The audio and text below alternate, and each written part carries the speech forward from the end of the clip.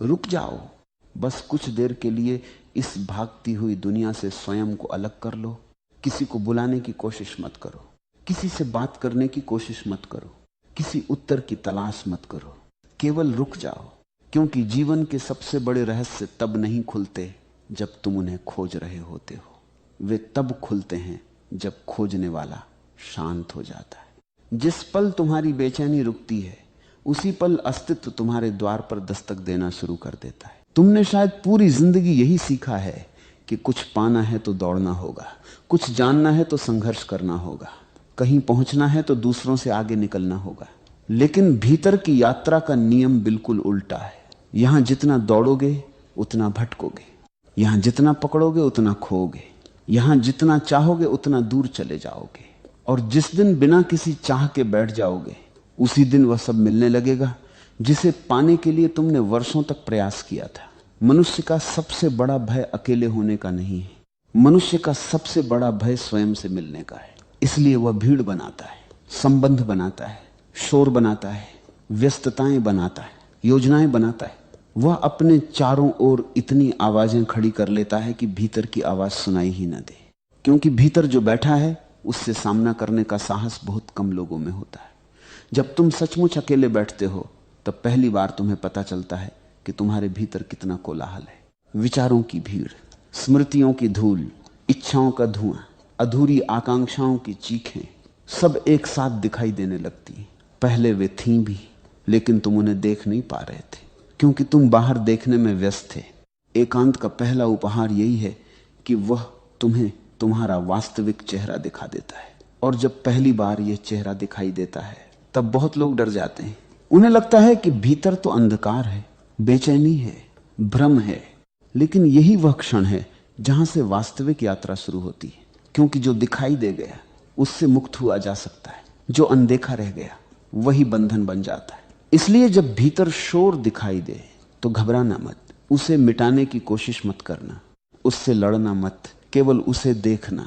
जैसे कोई नदी किनारे बैठकर बहते हुए पानी को देखता है, वैसे ही अपने विचारों को देखना। धीरे धीरे एक अद्भुत घटना घटेगी। तुम्हें अनुभव होगा कि विचार बह रहे हैं, लेकिन तुम विचार नहीं हो। भावनाएं उठ रही हैं, लेकिन तुम भावनाएं नहीं हो। स्मृतियां आ रही हैं, लेकिन तुम स्मृतियां नहीं हो। और जब ये अनुभव गहरा होने लगता है तब भीतर एक नया आकाश जन्म लेता है। इस संसार में लगभग हर व्यक्ति अपने मन को ही स्वयं समझ बैठा है। इसलिए वह मन के दुख को अपना दुख समझता है, मन के भय को अपना भय समझता है, मन की असफलता को अपनी असफलता समझता है। लेकिन जो थोड़ी देर शांत बैठ जाता है उसे धीरे धीरे दिखाई देने लगता है कि मन तो केवल एक उपकरण है। जैसे आकाश में बादल आते जाते हैं, वैसे ही मन में विचार आते जाते। आकाश कभी बादल नहीं बनता और चेतना कभी विचार नहीं बनती। चेतना केवल साक्षी रहती है। और जिस दिन ये साक्षी भाव पहली बार अनुभव में उतरता है, उसी दिन जीवन की दिशा बदलने लगती है। तुमने देखा होगा कि जब किसी झील का पानी बहुत अशांत होता है तब उसमें आकाश का प्रतिबिंब दिखाई नहीं देता। लेकिन जैसे ही झील शांत होती है, पूरा आकाश उसमें उतर आता है। तुम्हारा भीतर भी ऐसी ही एक झील है। अभी उसमें इच्छाओं की आंधियां हैं, भय की लहरें हैं, अपेक्षाओं के तूफान हैं। इसीलिए अस्तित्व का प्रतिबिंब स्पष्ट दिखाई नहीं देता।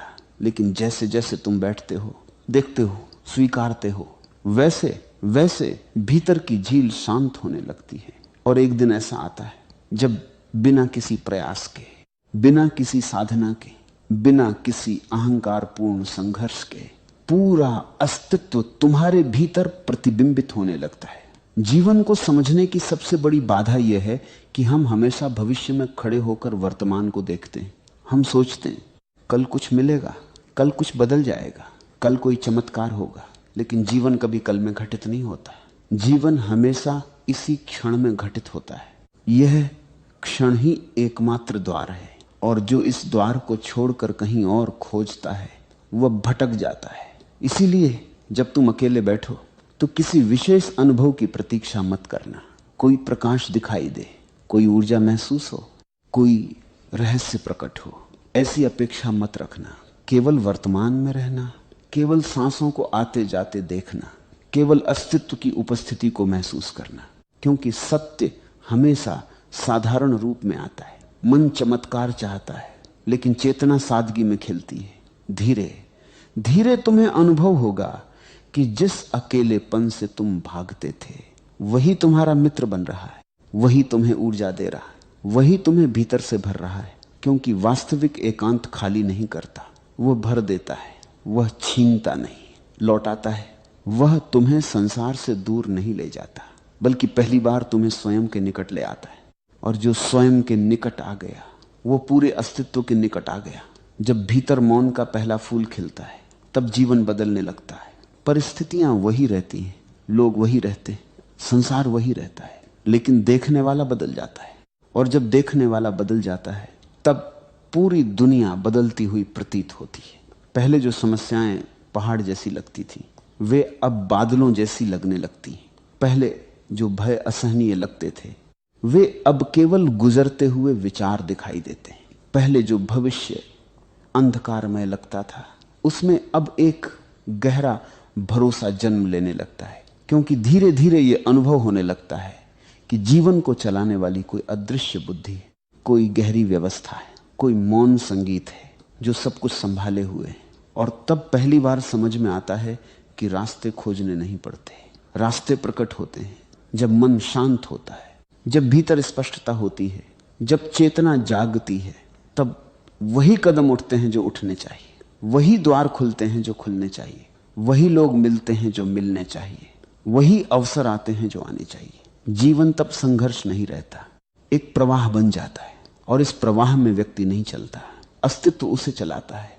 यही कारण है कि जितना अधिक तुम स्वयं के भीतर उतरोगे उतना कम तुम्हें बाहर की दुनिया से शिकायत रहेगी।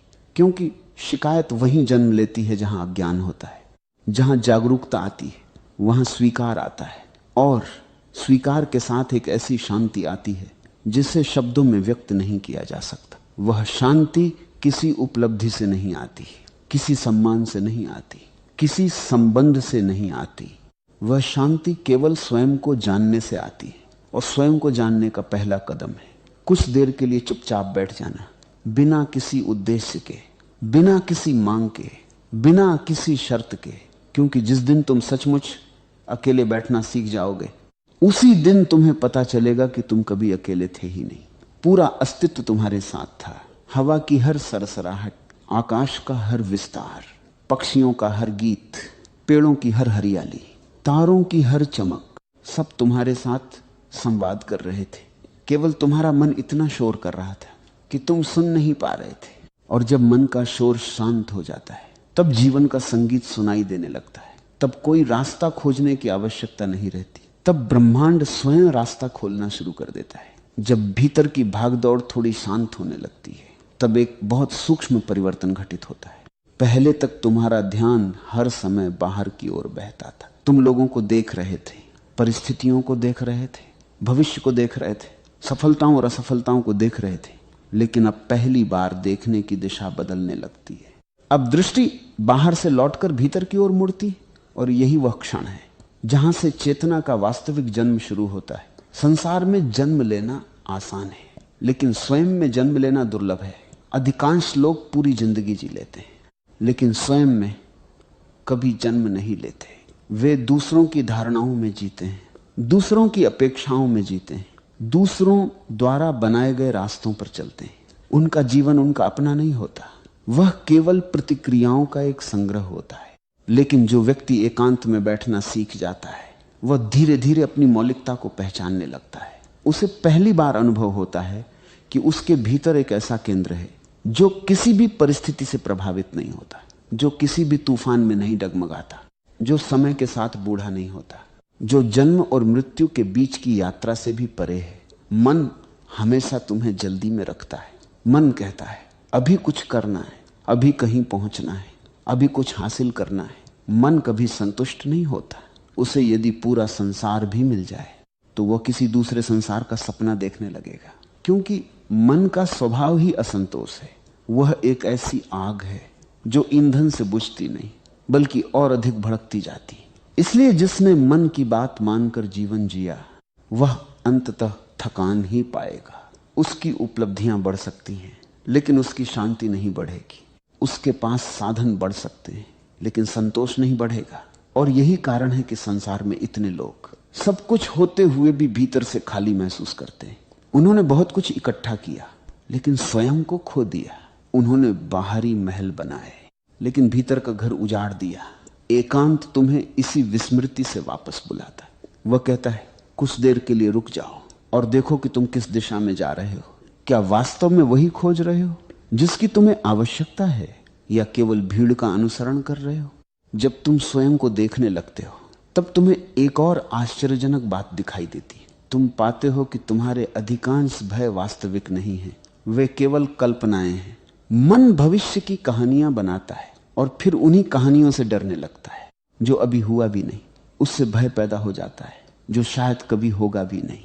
उसकी चिंता शुरू हो जाती है और इस प्रकार जीवन का वर्तमान क्षण अनगिनत आशंकाओं के नीचे दब जाता है। लेकिन जब तुम साक्षी बनकर इन भय को देखते हो, तब उनका जादू टूटने लगता है। वे धुएं की तरह दिखाई देते हैं। उन्हें पकड़ना चाहो तो पकड़ नहीं सकते। वे केवल विचारों की छाया हैं। और जैसे ही ये समझ गहरी होती है, भीतर एक नई स्वतंत्रता जन्म लेने लगती है। अब तुम भविष्य के कैदी नहीं रहते, अब तुम वर्तमान के निवासी बनने लगते हो। याद रखो, जीवन को समझने के लिए ज्ञान पर्याप्त नहीं है, जानकारी पर्याप्त नहीं है। पुस्तकों से बहुत कुछ सीखा जा सकता है, लेकिन स्वयं को नहीं सीखा जा सकता। स्वयं को जानने के लिए मौन चाहिए, क्योंकि सत्य शब्दों में नहीं छिपा होता, वह शब्दों के बीच की रिक्तता में छिपा होता है। जैसे संगीत केवल सुरों में नहीं होता, बल्कि सुरों के बीच के मौन में भी होता है, वैसे ही जीवन का रहस्य विचारों में नहीं, विचारों के बीच की शांति में प्रकट होता है। जब तुम चुपचाप बैठते हो और विचारों की भीड़ को गुजरते हुए देखते हो, तब कभी कभी एक ऐसा अंतराल आता है जहां कोई विचार नहीं होता, केवल शुद्ध उपस्थिति होती है, केवल होना होता है। वही पल ध्यान का द्वार है, वही पल वह खिड़की है जहां से अनंत की हवा भीतर प्रवेश करती है। मनुष्य हमेशा किसी न किसी पहचान से चिपका रहता है। कोई अपने नाम से जुड़ा है, कोई अपने पद से, कोई अपने संबंधों से, कोई अपनी उपलब्धियों से। लेकिन ये सब बाहरी परतें हैं। इनके नीचे जो वास्तविक अस्तित्व है, उससे बहुत कम लोग परिचित हो पाते हैं, क्योंकि पहचानें सुरक्षा देती हैं, वे एक झूठा सहारा देती हैं और मन उसी सहारे को पकड़कर जीता है। लेकिन जो व्यक्ति एकांत में उतरता है, उसे धीरे धीरे यह साहस मिल जाता है कि वह अपनी सभी पहचानों को एक तरफ रख सके। वह देखने लगता है कि यदि नाम हटा दिया जाए, यदि समाज की परिभाषाएं हटा दी जाएं, यदि अतीत की कहानियां हटा दी जाएं, तब भी कुछ बचता है। और वही बचा हुआ तत्व सबसे मूल्यवान है। वही तुम्हारा वास्तविक स्वरूप है, वही तुम्हारी चेतना है, वही वह ज्योति है जो कभी बुझती नहीं। अस्तित्व का एक अद्भुत नियम है, जितना तुम नियंत्रण छोड़ते हो, उतनी ही सहजता से जीवन बहने लगता है। लेकिन मन नियंत्रण चाहता है। वह हर चीज को अपने हिसाब से चलाना चाहता है। वह चाहता है कि भविष्य भी उसकी इच्छा के अनुसार बने, लोग भी उसकी अपेक्षाओं के अनुसार व्यवहार करें, परिस्थितियां भी उसकी योजनाओं के अनुसार घटित हो। और जब ऐसा नहीं होता, तब दुख पैदा होता है। दुख का मूल कारण परिस्थितियां नहीं है, दुख का मूल कारण नियंत्रण की इच्छा है। जो जीवन को आदेश देना चाहता है वह निराश होगा, लेकिन जो जीवन के साथ नृत्य करना सीख जाता है वह आनंद को उपलब्ध हो जाता है। एकांत तुम्हें इसी नृत्य की कला सिखाता है। वह तुम्हें बताता है कि नदी को धक्का देने की आवश्यकता नहीं होती, नदी अपने आप समुद्र तक पहुंच जाती है, केवल बहना सीखना होता है। धीरे धीरे तुम्हें अनुभव होने लगेगा कि अस्तित्व तुम्हारे विरुद्ध नहीं है। बचपन से तुम्हें संघर्ष करना सिखाया गया, इसीलिए तुमने मान लिया कि जीवन एक युद्ध है। लेकिन जीवन युद्ध नहीं है, जीवन एक रहस्य है, और रहस्य को जिया जाता है, जीता नहीं जाता। उसे समझने की जल्दबाजी नहीं की जाती, उसे महसूस किया जाता है। जब तुम पेड़ को देखते हो, तब क्या वह किसी जल्दी में है? जब सूरज उगता है, तब क्या वह किसी प्रतियोगिता में भाग ले रहा है? केवल मनुष्य ही असहज है, क्योंकि केवल मनुष्य ने स्वयं को अपने स्वभाव से दूर कर लिया है। और जो स्वयं से दूर हो जाता है वही बेचैन हो जाता है। एकांत में बैठते बैठते तुम्हें एक और गहरी बात समझ आने लगेगी। तुम देखोगे कि जीवन की सबसे सुंदर घटनाएं तब घटी जब तुमने उन्हें मजबूर नहीं किया, प्रेम जब आया, अपने आप आया। किसी सुंदर दृश्य ने जब तुम्हें छुआ, बिना प्रयास के हुआ। किसी गहरी समझ का जन्म हुआ तो वह अचानक हुआ। जीवन के सर्वोत्तम उपहार हमेशा प्रत्याशित होते हैं, उन्हें बुलाया नहीं जा सकता, उन्हें केवल ग्रहण किया जा सकता है। इसीलिए जितना अधिक तुम भीतर खाली होते हो, उतना अधिक अस्तित्व तुम्हें भरना शुरू कर देता है। खाली पात्र ही भरा जा सकता है, जो पहले से भरा हुआ है उसमें नया कुछ प्रवेश नहीं कर सकता। इसीलिए एकांत का अर्थ भागना नहीं है, एकांत का अर्थ स्वयं को उपलब्ध करना है। यह दुनिया छोड़ने की बात नहीं है, बल्कि स्वयं से जुड़ने की बात है। जब तुम भीतर से जुड़े होते हो तब तुम्हारे संबंध भी अधिक सुंदर हो जाते हैं, तुम्हारा काम भी अधिक रचनात्मक हो जाता है, तुम्हारा जीवन भी अधिक संतुलित हो जाता है। क्योंकि अब तुम कमी से नहीं जी रहे होते, पूर्णता से जी रहे होते हो। अब तुम दूसरों से कुछ मांगने नहीं जाते, बल्कि बांटने जाते हो। अब तुम्हारे भीतर ऐसी संपदा जन्म लेने लगती है जिसे कोई छीन नहीं सकता, ऐसे पृष्ठली। और फिर एक दिन तुम्हें महसूस होगा कि जिसे तुम रास्ता कहते थे वह कभी बाहर था ही नहीं। रास्ता हमेशा भीतर था, बाहर की परिस्थितियां केवल बहाने थी। वास्तविक दिशा भीतर के मौन से आती है। जब मौन स्पष्ट होता है तब निर्णय भी स्पष्ट हो जाते हैं, तब भ्रम कम हो जाते हैं, तब जीवन का प्रत्येक कदम स्वाभाविक लगने लगता है। तब ऐसा नहीं लगता कि तुम रास्ता बना रहे हो, ऐसा लगता है जैसे रास्ता स्वयं तुम्हारे सामने खुलता चला जा रहा है, जैसे किसी अदृश्य हाथ ने पहले से ही सब कुछ व्यवस्थित कर रखा हो। और तब एक गहरा विश्वास जन्म लेता है, ऐसा विश्वास जो तर्क पर आधारित नहीं होता, ऐसा विश्वास जो अनुभव से पैदा होता है, ऐसा विश्वास जो कहता है कि चाहे परिस्थिति कैसी भी हो, अस्तित्व मुझे वहीं ले जाएगा जहां मुझे पहुंचना है। यही विश्वास धीरे धीरे भय को पिघला देता है, यही विश्वास तुम्हारे भीतर स्थिरता लाता है। और यही विश्वास वह द्वार है जहां से जीवन का नया अध्याय शुरू होता है। तब तुम समझते हो कि ब्रह्मांड रास्ते नहीं खोलता क्योंकि तुमने प्रार्थना की, ब्रह्मांड रास्ते खोलता है क्योंकि तुम उपलब्ध हुए, तुम शांत हुए, तुम सुनने योग्य बने, तुमने अपने भीतर इतनी जगह बनाई कि अस्तित्व की फुसफुसाहट तुम्हारे हृदय तक पहुंच सके। और जब ये फुसफुसाहट सुनाई देने लगती है तब जीवन केवल जीने की चीज नहीं रह जाता, वह एक पवित्र अनुभव बन जाता है, एक निरंतर ध्यान बन जाता है, एक ऐसा उत्सव बन जाता है जिसमें प्रत्येक सांस तुम्हें तुम्हारे वास्तविक घर की ओर ले जाती है।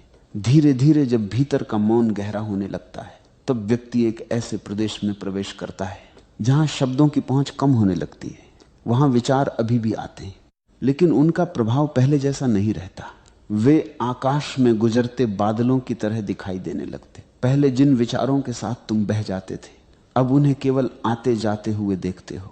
पहले जिन भावनाओं में तुम डूब जाते थे, अब उन्हें भी साक्षी भाव से देख पाते हो। यही वह परिवर्तन है जो भीतर की चेतना को जन्म देता है। चेतना का अर्थ किसी विशेष विचारधारा को मान लेना नहीं, चेतना का अर्थ है जागना, इतना जाग जाना कि अपने भीतर जो कुछ घट रहा है उसे स्पष्ट रूप से देख सको। मनुष्य की सबसे बड़ी समस्या यह नहीं है कि उसके पास उत्तर नहीं है, उसकी सबसे बड़ी समस्या यह है कि वह गलत प्रश्नों के पीछे भाग रहा है। वो पूछता है, अधिक धन कैसे मिले, अधिक सम्मान कैसे मिले, लोग मुझे कैसे स्वीकार करें, मैं दूसरों से बेहतर कैसे बनूं। लेकिन ये सारे प्रश्न उसी मन से पैदा होते हैं जो स्वयं भ्रमित है। और भ्रमित मन चाहे जितने उत्तर खोज ले, उसका भ्रम समाप्त नहीं होता, क्योंकि मूल समस्या वही बनी रहती है। जब तक प्रश्न पूछने वाला नहीं बदलेगा तब तक उत्तर भी कोई वास्तविक परिवर्तन नहीं ला सकते। इसलिए भीतर की यात्रा उत्तरों की यात्रा नहीं, बल्कि प्रश्न पूछने वाले को देखने की यात्रा है। यह जानने की यात्रा है कि वह कौन है जो हर समय कुछ बनने की कोशिश कर रहा है। जब तुम शांत बैठते हो तब एक दिन तुम्हें दिखाई देने लगता है कि तुम्हारा अधिकांश जीवन किसी बनने की कोशिश में बीता है। बचपन से तुम्हें सिखाया गया कि अभी तुम पर्याप्त नहीं हो, कुछ और बनो, कुछ और हासिल करो, कुछ और जोड़ो। और इस प्रकार एक अंतहीन दौड़ शुरू हो गई। लेकिन इस दौड़ का दुख यह है कि मंजिल कभी नहीं आती, क्योंकि जो व्यक्ति भीतर से स्वयं को अधूरा मानता है वह चाहे कितनी भी उपलब्धियां पाले, उसे फिर भी अधूरापन महसूस होगा। अधूरापन बाहर की वस्तुओं की कमी से पैदा नहीं होता, अधूरापन स्वयं से दूरी के कारण पैदा होता है, और जब ये दूरी समाप्त होने लगती है तब पहली बार तुम्हें अनुभव होता है कि तुम जैसे हो वैसे ही पर्याप्त हो। इसका अर्थ यह नहीं कि जीवन में विकास रुक जाएगा, विकास तो चलता रहेगा, लेकिन अब वह कमी से नहीं, आनंद से जन्म लेगा। अब वह किसी को प्रभावित करने के लिए नहीं होगा, वह तुम्हारी सहज अभिव्यक्ति बन जाएगा। एक बहुत छोटा सत्य है जिसे केवल मौन में ही समझा जा सकता है, वह यह कि जीवन को समझा नहीं जा सकता, केवल जिया जा सकता है। मन हर चीज को समझना चाहता है, वह रहस्य को समाप्त कर देना चाहता है, लेकिन जीवन रहस्य है। यदि उसे पूरी तरह समझ लिया जाए तो उसका सौंदर्य समाप्त हो जाएगा। एक फूल सुंदर इसलिए है क्योंकि उसमें कुछ ऐसा है जो शब्दों से परे है। प्रेम सुंदर इसलिए है क्योंकि उसे पूरी तरह परिभाषित नहीं किया जा सकता। आकाश सुंदर इसलिए है क्योंकि उसका कोई अंत दिखाई नहीं देता। और जीवन भी सुंदर इसलिए है क्योंकि वह असीम है। इसलिए जो व्यक्ति हर चीज को तर्क से पकड़ना चाहता है वह जीवन के रस से वंचित रह जाता है, और जो व्यक्ति रहस्य को स्वीकार कर लेता है वह हर क्षण आश्चर्य से भर जाता है। अस्तित्व की भाषा आश्चर्य की भाषा है। बच्चा इसलिए आनंदित रहता है क्योंकि वह अभी सब कुछ जानने का दावा नहीं करता, उसके भीतर जिज्ञासा है, खुलापन है, ग्रहणशीलता है। लेकिन जैसे जैसे मनुष्य बड़ा होता है वह जानने का भ्रम पाल लेता है, और उसी क्षण उसके भीतर की ताजगी मरने लगती है।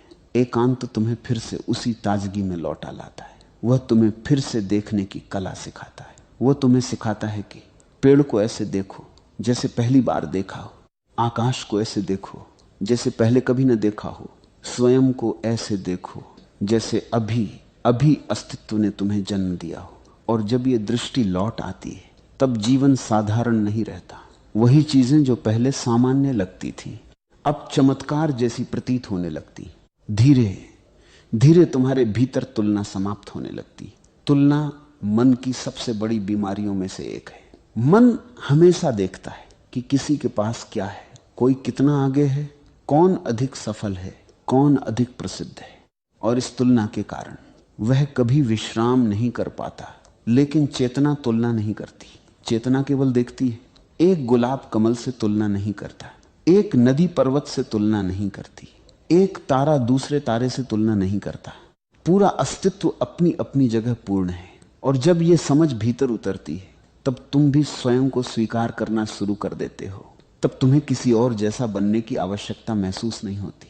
तब तुम्हारी ऊर्जा संघर्ष में नहीं, खिलने में लगती है।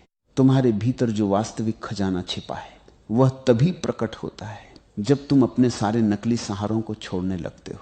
लोग अक्सर सोचते हैं कि आध्यात्मिकता का अर्थ कुछ नया प्राप्त करना है, लेकिन सत्य इसके विपरीत है। यह कुछ नया जोड़ने की प्रक्रिया नहीं है, बल्कि जो अनावश्यक है उसे हटाने की प्रक्रिया है। जैसे मूर्तिकार पत्थर में से अतिरिक्त भाग हटाता है और मूर्ति प्रकट हो जाती है, वैसे ही जागरूकता तुम्हारे भीतर से झूठी पहचाने हटाती है और तुम्हारा वास्तविक स्वरूप प्रकट होने लगता है।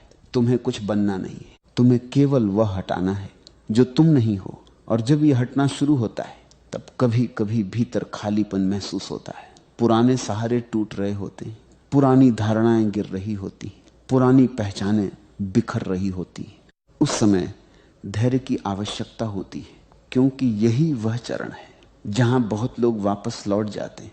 उन्हें लगता है कि वे कुछ खो रहे हैं, लेकिन वास्तव में वे खो नहीं रहे होते, वे मुक्त हो रहे होते हैं। कैद का दरवाजा खुल रहा होता है, पुराना पिंजरा टूट रहा होता है। और जो व्यक्ति इस चरण में धैर्य रखता है वह शीघ्र ही अनुभव करता है कि उस खालीपन के पीछे एक अद्भुत विस्तार छिपा हुआ था। फिर एक दिन ऐसा आता है जब तुम्हें महसूस होता है कि तुम्हारी खुशी अब परिस्थितियों पर निर्भर नहीं रही। पहले खुशी किसी घटना से जुड़ी थी, कुछ अच्छा हुआ तो खुशी, कुछ विपरीत हुआ तो दुख। लेकिन अब भीतर एक ऐसी शांति जन्म लेने लगती है जो कारणों पर आधारित नहीं है। वह बिना कारण की शांति है। वह इसलिए नहीं है कि सब कुछ ठीक है, वह इसलिए है क्योंकि देखने वाला जाग गया है। और जब देखने वाला जाग जाता है तब जीवन के उतार चढ़ाव उसे पहले की तरह हिला नहीं पाते।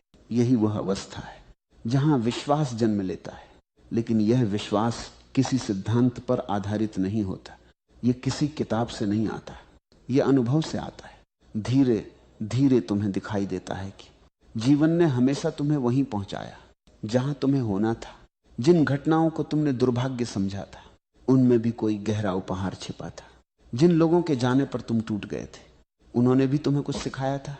खुद पर भरोसा रखो और ब्रह्मांड पर भरोसा रखो, सब कुछ ठीक होगा। मेरी बातों को इतने प्रेम और शांति से सुना, उससे बहुत बहुत अनुग्रहित हूं।